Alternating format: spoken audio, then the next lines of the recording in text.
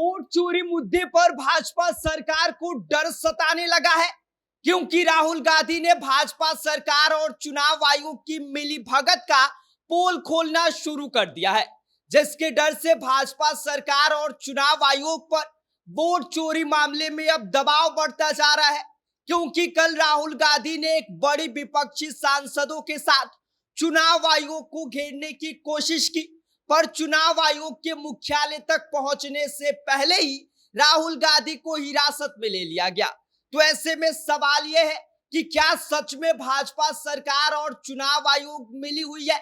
क्या चुनाव आयोग और भाजपा सरकार को इस बात का डर सताने लगा है कि राहुल गांधी के इस कदम से कहीं उनकी पोल न खुल जाए? क्योंकि राहुल गांधी के इस कदम से भाजपा सरकार और चुनाव आयोग की जो मुश्किलें हैं वो कई ज्यादा गुने बढ़ सकती हैं। आगे हम आपको इस खबर पर विस्तार से बताएंगे, लेकिन उससे पहले मेरा परिचय जान लीजिए। मेरा नाम विष्णु है और आप देख रहे हैं जनता जंक्शन। वोट चोरी मुद्दे पर अब चुनाव आयोग और भाजपा को डर सताने लगा है। सीधे सीधे सत्ताधारी भाजपा सरकार और चुनाव आयोग की गलियारों में मुश्किलें रुकने का नाम नहीं ले रही हैं, और वजह है राहुल गांधी।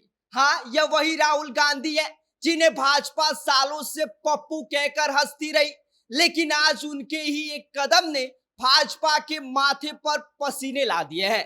तो होता कुछ यूं है कि संसद से जहां विपक्ष ने वोट चोरी के मुद्दे पर सरकार को घेरने की कोशिश की और आरोप लगाया कि यह बिहार में चल रही विशेष गहन पुनरीक्षण प्रक्रिया के नाम पर 65 लाख मतदाताओं के नाम काटे जाने की साजिश कर रहे हैं।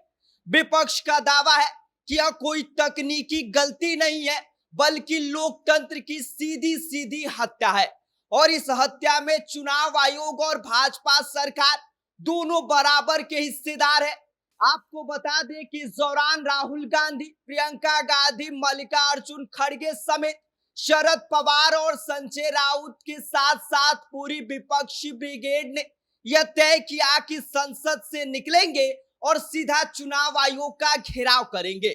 दूरी बस 2 किलोमीटर, पर यह जो 2 किलोमीटर का सफर था, यह लोकतंत्र के लिए शायद सबसे लंबा साबित हुआ, क्योंकि दिल्ली पुलिस ने रास्ता रोक लिया और वजह बताई कि भैया अनुमति नहीं है आपको यहां से आगे जाने की। तो भाई साहब, जब सांसद संसद से चुनाव आयोग तक नहीं जा सकते हैं, तो ऐसे में लोकतंत्र किस गली में बैठा है?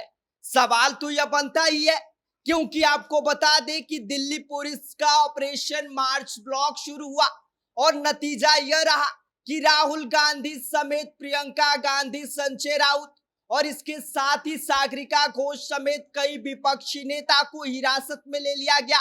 सड़क पर बैठे सांसद, हाथों में पोस्टर, सिर पर सफेद टोपी जिस पर लाल क्रॉस के साथ लिखा था कि वोट चोरी बंद करो, नारे गूंज रहे थे कि वोट हमारा, छू के देखो।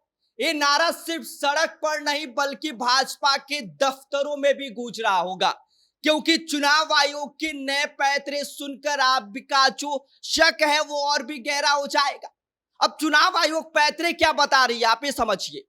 मतदाता सूची का डिजिटल फॉर्मेट बदल दिया गया है ताकि सही जानकारी कोई भी न निकाल पाए।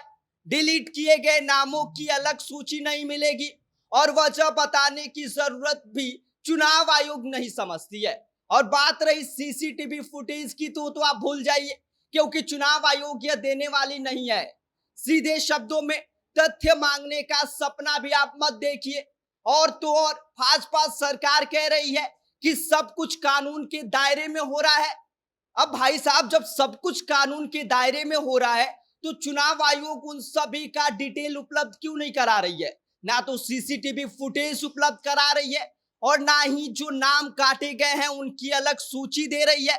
और भाजपा सरकार तो कह रही है कि सब कुछ कानून के दायरे में हो रहा है, लेकिन वहीं विपक्ष का कहना है कि भाई साहब, ये सब कानून के दायरे में नहीं हो रहा है, बल्कि चुनाव लूटने का नया मैनुअल भाजपा सरकार तैयार कर रही है। और सच कहे तो अगर 65 लाख मतदाताओं का नाम गायब हो जाते हैं, तो चुनाव से पहले ही खेल खत्म हो जाएगा। भाजपा तो कहेगी कि जनता ने हमें चुना है, लेकिन विपक्ष कहेगा कि जनता तो वोट डालने पहुंच ही नहीं पाई, तो यह जो भाजपा सरकार है जीत कैसे गई। विपक्ष के इस मार्च में तृणमूल कांग्रेस की महुआ मोइत्रा बीच रास्ते में ही बेहोश हो गई। मिताली बाग भी इस दौरान गिर गई। राहुल गांधी ने इन दोनों को खुद संभाला। अखिलेश यादव पुलिस बैरिकेड कूदते हुए नजर आए, जैसे कोई पुराने समाजवादी दौर की याद ताजा हो गई हो। राम गोपाल यादव ने कहा कि सांसदों को दिल्ली में चलने की अनुमति भी नहीं है। यह भाजपा सरकार की मिलीभगत का नतीजा है और यह सवाल सिर्फ पुलिस से नहीं है बल्कि लोकतंत्र से भी था। अब असली सवाल यह है कि क्या भाजपा और चुनाव आयोग वाकई में राहुल गांधी के इस कदम से डरे हुए हैं। अगर नहीं डरे हुए हैं, अगर उनके दिल में चोरी नहीं है, तो सामने क्यों नहीं आ रहे हैं। और अगर डर नहीं है तो 2 किलोमीटर का यह शांतिपूर्ण मार्च क्यों रोका गया। अगर डर नहीं है तो मतदाता सूची से हटाए गए नामों की लिस्ट सार्वजनिक क्यों नहीं किया जा रहा है।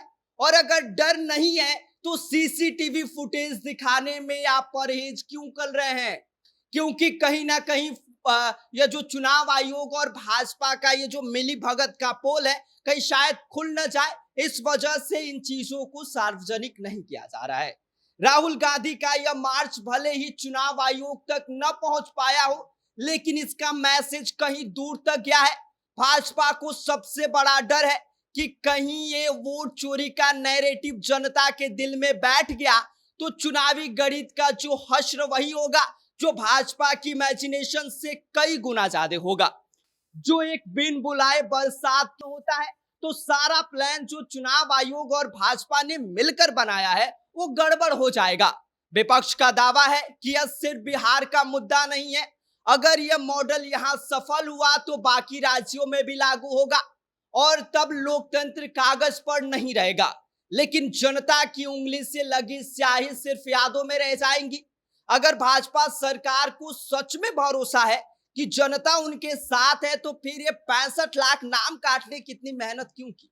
राहुल गांधी के मार्च ने चाहे कुछ ही घंटों के लिए संसद और दिल्ली पुलिस को हिला दिया हो, लेकिन जनता और भाजपा के दिमाग में तो यह सवाल बैठ गया है कि कहीं जो ये राहुल गांधी ने आग लगाई है यह चुनाव तक न फैल जाए, क्योंकि अगर चुनाव तक यह आग फैलती है तो इसका नुकसान भाजपा सरकार को सबसे ज्यादा होगा। क्योंकि डर की सबसे बड़ी पहचान यही है कि आप विरोध को रोकने लगते हैं और जब विरोध रुकता नहीं है तो बहाने बनाने लगते हैं। और भाजपा सरकार अभी इसी स्टेज पर है। भाजपा सरकार सिर्फ बहाने बनाने जानती है और वही दूसरी तरफ चुनाव आयोग अपना नया नया पैतरा अपना रहा है बचने के लिए।